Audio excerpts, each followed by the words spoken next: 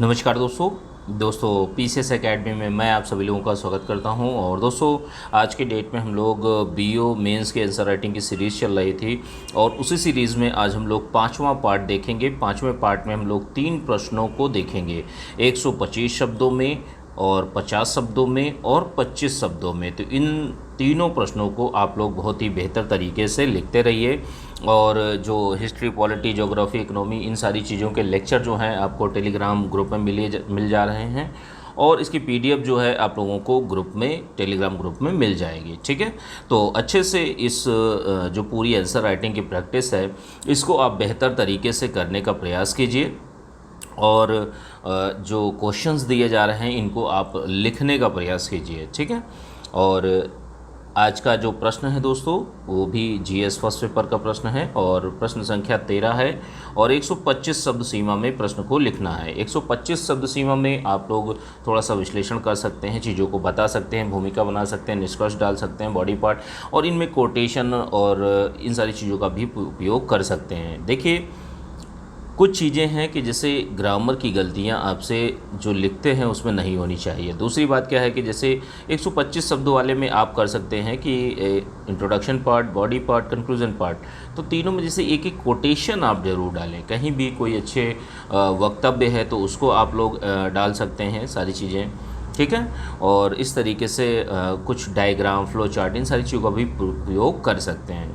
आपकी हैंडराइटिंग अगर अच्छी है, मेरी तो अच्छी नहीं है, लेकिन आप लोगों की जिसकी भी हैंडराइटिंग अच्छी है तो आपको अच्छे मार्क्स मिलने की संभावनाएं बढ़ जाती हैं। अब गलत लिख के आएंगे तो उस पर आपको मार्क्स नहीं मिलने वाले ना, कि अगर आपकी कितनी भी अच्छी हैंडराइटिंग हो। ठीक है, चलिए आज का प्रश्न देखते हैं। राष्ट्रीय साइबर सुरक्षा नीति के प्रमुख बिंदुओं पर प्रकाश डालिए। तो यह प्रश्न है और 125 शब्द सीमा में प्रश्न को आपको लिखना है। देखिए, राष्ट्रीय साइबर सुरक्षा नीति की जहाँ तक बात की जाती है तो देखिए, साइबर सुरक्षा क्या है।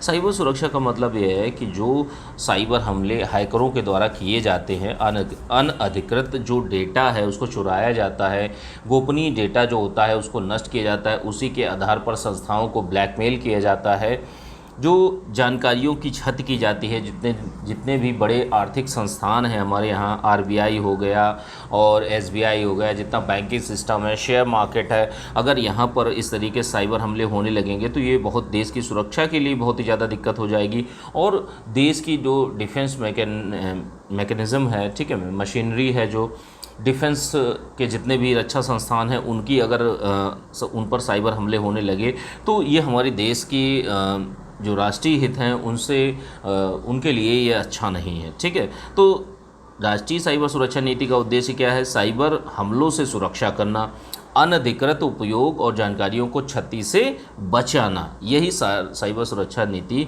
का उद्देश्य है। अब देखिए, भारत सरकार के द्वारा 2013 में साइबर सुरक्षा नीति जारी की गई थी। इसका उद्देश्य क्या है कि जैसे नागरिकों के, लोगों का डेटा चोरी ना हो, लोगों के पैसे चोरी ना हो, व्यापारियों, सरकार के लिए सुरक्षित साइबर स्पेस का गठन करना, कि जो भी इंटरनेट का उपयोग कर रहा है वो बेहतर रूप में कर सके और उसका कोई भी डेटा हो, प्राइवेसी हो या उसका पैसा हो, कोई भी चुरा ना सके। तो इन सारी चीज़ों के लिए राष्ट्रीय साइबर सुरक्षा नीति 2013 में केंद्र सरकार के द्वारा, भारत सरकार के द्वारा जारी की गई थी।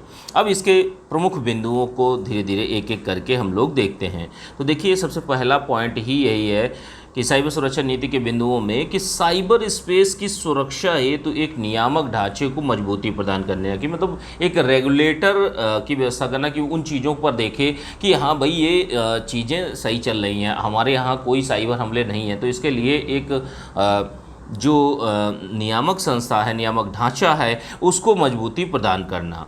जैसे राष्ट्रीय और क्षेत्रीय स्तर पर, ध्यान रखिएगा, राष्ट्रीय और क्षेत्रीय स्तर पर 24/7 यानी 24 घंटे 7 दिन संकट प्रबंधन के प्रति सचेतन की व्यवस्था, कि मतलब अगर कोई भी दिक्कत आती है तो तुरंत उस पर एक्शन हो सके। अगर कोई भी गोपनीय सूचना में छेड़छाड़ होती है, वो चाहे डिफेंस की हो, चाहे इकोनॉमिक इंस्टीट्यूशंस पे हमला हो, तो ऐसी स्थिति में, या बैंकिंग सिस्टम पर हमला हो, तो ऐसे में तुरंत 24/7 यह प्रबंधन के प्रति सचेतता की व्यवस्था की गई है कि तुरंत चेतावनी मिले कि हाँ भाई ये हमला हो रहा है। उसके लिए 24/7 लोग काम कर रहे हैं। तो इस तरीके से ये जो साइबर सुरक्षा नीति है उसके लिए व्यवस्था करने की बात कही गई है। और क्या है कि जैसे national critical information infrastructure protection centre की व्यवस्था करना। अब इसका क्या कार्य होगा कि जैसे ये जो आपका national critical information infrastructure protection centre जो है, तो इसके माध्यम से मॉनिटरिंग होगी, सारी चीज़ें देखी जाएंगी, कहीं कुछ गलत तो नहीं हो रहा है, किसी के साथ में किसी का संसाधन का डेटा तो नहीं चोरी हो रहा है, जो ब्रीच होता है इंटरनेट में साइबर हमले अगर कोई कर रहा है तो उसको पकड़ने की कोशिश की जाएगी इनके माध्यम से। और क्या है कि जैसे जो साइबर हमले वर्तमान में हो रहे हैं उनसे बचाने के लिए क्या है, सूचना प्रौद्योगिकी प्रणाली में विश्वासवर्धन, की लोगों का विश्वास बन सके कि हाँ हमारा जो साइबर सुरक्षा सिक्योरिटी है वो अच्छी है, सुरक्षा प्रणाली जो है वो बहुत अच्छी है, हर तरीके से जो चीज़ें हैं भारत की सुरक्षित हैं, वो चाहे कोई भी संस्थान हो, वो चाहे रक्षा का संस्थान हो, चाहे आर्थिक संस्थान हो, या लोगों जो आम नागरिक हैं उनका कुछ आर्थिक रूप से कोई भी चीज़ है तो वो सुरक्षित है, डेटा सुरक्षित है, सारी चीज़ें सुरक्षित है, आधार कार्ड का डेटा सुरक्षित है। तो ये सारी चीज़ें इस साइबर सुरक्षा नीति के बिंदुओं में कही गई हैं। और क्या एक अगली बात कही गई है कि जैसे योग्य स्वदेशी साइबर सुरक्षा तकनीकी विकसित करना, कि इसमें अनुसंधान को बढ़ावा देने की भी बात कही गई है, और एक ऐसे तकनीकी की बात कही गई है कि योग्य साइबर सुरक्षा तकनीकी को विकसित करना। ठीक है, एक नई साइबर सुरक्षा तकनीकी को विकास करना, वो भी स्वदेशी लेवल पर, हमारी देशज होनी चाहिए, हमारे ही देश की होनी चाहिए, बाहर की विदेशी नहीं होनी चाहिए कि वायरस डाल के वो लोग एक उसी तकनीकी के माध्यम से खुद ही हैकिंग करने लगे। तो ऐसा नहीं होना चाहिए, इसके लिए हमारे खुद के देश में लोगों के द्वारा यह तकनीकी विकसित की जानी चाहिए। इसी के लिए साइबर सुरक्षा नीति लाई गई है। और क्या है कि जैसे कौशल विकास प्रशिक्षण के माध्यम से 5 वर्षों में जैसे लोगों को प्रशिक्षण दिया जाएगा, ट्रेनिंग दी जाएगी, उसके माध्यम से 5 वर्षों में 5 लाख साइबर सुरक्षा कार्यबल का तैयार किया जाएगा कि 5 लाख लोग साइबर सिक्योरिटी में एक महारत हासिल करेंगे, देश की साइबर सुरक्षा को सुरक्षित रखेंगे कि कोई साइबर हमला हमारे देश पर ना हो सके। इसके लिए 5 वर्षों में साइबर सुरक्षा कार्यबल यानी लोग जो हैं वो तैयार किए जाएंगे सरकार के द्वारा। और क्या है कि जैसे साइबर सुरक्षा के लिए अंतर्राष्ट्रीय सहयोग और समन्वय, कि अगर कोई किसी अंतर्राष्ट्रीय इंस्टीट्यूशन से कोई सहयोग चाहिए या हमें उनको देना है, तो और 2 एजेंसीज़ के बीच में या 2 संस्थाओं के बीच में, वो चाहे राष्ट्रीय अंतर्राष्ट्रीय दोनों के बीच में एक समन्वय स्थापित करना। तो ये सारी की सारी चीज़ें कही गई हैं साइबर सुरक्षा के लिए अंतर्राष्ट्रीय सहयोग और समन्वय में। ठीक है, तो ये पूरे के पूरे ओवरऑल में बिंदु हैं। और भी कोई बिंदु अगर आपको समझ में आता है, रेलेवेंट है, तो आप उसको भी ऐड कर सकते हैं और अपने उत्तर को बेहतर बना सकते हैं। तो इस तरीके से आपको यह 125 शब्दों में इस प्रश्न को आप लोगों को लिखना है। ठीक है, अच्छे से आप लोग लिखिए। अगले प्रश्न में चलते हैं हम लोग। अगला प्रश्न जो है जीएस फर्स्ट पेपर का, ये भी सारे के सारे जीएस फर्स्ट पेपर के हैं, और जीएस सेकंड पेपर तो हिंदी आती है। और प्रश्न संख्या जो है 14 है, और 50 शब्दों में इस प्रश्न को लिखना है। कि जैसे 50 शब्दों में आप स्ट्रेट थ्रू क्वेश्चन लिख सकते हैं, और इसमें ज़्यादा कुछ करने की ज़रूरत नहीं होती। जितने पॉइंट्स हैं आप उन्हीं को अच्छे से लिख देंगे तो आपकी चीज़ें ठीक हो जाती हैं। देखिए सुनामी क्या है, प्रश्न क्या है, सुनामी। तो देखिए सुनामी जो है एक जापानी भाषा का शब्द है।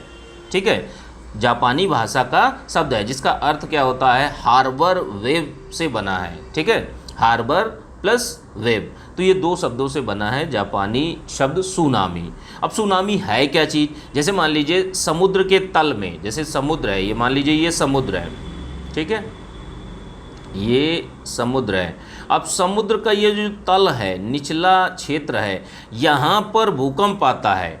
जैसे आपने कभी देखा होगा एक तालाब में एक पत्थर मारिए तो वेव कैसे घूमती हैं, इधर इधर की ओर जाती है ना वेव घूमती हुई। ठीक है, बाहर की ओर जाती हैं। ठीक है, तो ये यहाँ पे अगर कंकड़ फेंकिए तो वेव कैसे बाहर की ओर उठती हैं। ठीक है, तो इसी तरीके से मान लीजिए यहाँ पर भूकंप आ गया तो ये पूरी की पूरी बाहर की ओर निकलती हैं। तो ये आपका, जैसे ये सुनामी समुद्र के तल में उत्पन्न होती है, और भूकंप भूस्खलन अथवा ज्वालामुखी से उत्पन्न होती है। जैसे कहीं पर ज्वालामुखी विस्फोट हो गया, या कहीं पर भूस्खलन हो गया, या भूकंप आ गया, इन तीनों चीज़ों से होता है। अधिकांशतः ये देखा जाता है कि ये भूकंपों से ये सुनामी ज़्यादा उठती है। ठीक है, आद्य स्तर पर, मतलब जो निचली सतह जो होती है समुद्र की, तो उसमें ये चीज़ें होती हैं। ठीक है, इनको बंदरगाही लहरें भी कहा जाता है। गहरे सागर में, जैसे बहुत गहरे गहरे सागर जो होते हैं, तो वहाँ पर सुनामी की जो स्पीड है 500 से 800 किलोमीटर पर आवर है, ठीक है, प्रति घंटा की गति से ये चलती हैं। तो बहुत ही ज़्यादा इनकी स्पीड होती है, और धरातल पर पहुँचते, अगर ये धरातल पर पहुँचती हैं तो ये बहुत ही ज़्यादा विनाशकारी साबित होती हैं, बहुत ही जान माल का नुकसान करती हैं, लोगों का नुकसान करती हैं, हर तरीके से देश की आर्थिक जो व्यवस्था है उसको तहस नहस करती हैं, ठीक है। और क्या है कि यह देखिए सुनामी जो है यह लंबी तरंगों वाली श्रृंखला है, लंबी तरंगों वाली श्रृंखला है। और जिस समय आप लोगों ने देखा होगा तालाब में पत्थर फेंकने के समान में इसमें तरंगे उत्पन्न होती हैं, ठीक है। तो इस तरीके से आप लोगों को 85 शब्दों में लिखना है, वो ईजिली आपसे आराम से लिख सकते हैं। अगर आपके 50 वर्ड में लिखना है तो आपके पास अगर 6 से 7 पॉइंट है तो आप इजीली लिख सकते हैं इन चीज़ों को। और क्वेश्चन जैसे एग्ज़ाम हॉल में भी क्या है, आपको वहाँ लिखना ही है जाकर, आपको कुछ नहीं करना। तो आपको ये प्रश्न लीजिए, इसको पढ़िए, लेक्चर देखिए, देखने के बाद आप लिखिए, एक बार प्रैक्टिस कर लीजिए, आधी से ज़्यादा चीज़ें ऐसे ही रट जाएंगी आपको, ठीक है। तो इन चीज़ों को आप लोग समझिए, इसका महत्व समझिए, अच्छे से लिखने का प्रयास करिए, ठीक है। चलिए अगला और लास्ट प्रश्न है, प्रश्न संख्या 15 है और 25 शब्दों में इस प्रश्न को लिखना है। तो देखिए आम्र वर्षा के बारे में बात कर लेते हैं। आम्र वर्षा क्या होती है? तो देखिए आम्र वर्षा जैसे ग्रीष्म ऋतु में मानसून आने से पहले, जैसे दक्षिण पश्चिम मानसून जो है वो आता है, अब उससे आने से पहले ग्रीष्म ऋतु में मानसून आने के पूर्व केरल और पश्चिम तटीय मैदानों में, ध्यान रखिएगा, केरल और पश्चिम तटीय, जैसे ये है भारत, तो पश्चिम तटीय जो मैदान है यहाँ पर, ठीक है, ये पश्चिम तटीय है, ये पूर्वी तट है, तो ये पश्चिम तटीय मैदानों पर जो वर्षा होती है उसी को आम्र वर्षा कहा जाता है। ध्यान रखिएगा, यह आम्र वर्षा नाम क्यों पड़ा? क्योंकि यह आम के लिए बहुत ही ज़्यादा लाभदायी होती है, यह काफ़ी उपयोगी होती है, और इसीलिए इसको आम्र वर्षा नाम दिया गया है। अब अनेक जगहों पर अनेक नामों से कहते हैं, जैसे कर्नाटक में इसे चेरी ब्लॉसम के नाम से जाना जाता है, ठीक है, चेरी ब्लॉसम के नाम से। तो इस तरीके से दोस्तों आप लोग 25 शब्दों में इस प्रश्न को इजीली लिख सकते हैं, डायरेक्ट थ्रू क्वेश्चन। इसमें ज़्यादा कुछ सोचने समझने और विश्लेषण जैसी कोई बात नहीं होती, आपको टू द पॉइंट लिखना ही होता है। जो भी चीज़ें फैक्ट हैं उन्हीं को आप लिखने का प्रयास करिए, ठीक है, अच्छे से चीज़ों को। अगर इसमें जैसे देखिए कहीं पर अगर आप जैसे एक तट ही दिखा दिया कि पश्चिमी तटीय मैदान पर, ठीक है, पश्चिमी तटीय मैदान केरल, अब ये मैप अगर आप दिखा देते हैं तो ये थोड़ा सा अलग हो जाता है कि जैसे देखिए चीज़ें वही हैं, चीज़ें वही कार्य करना है, लेकिन आप एक्स्ट्रा क्या करते हैं वही आपका अपना होगा।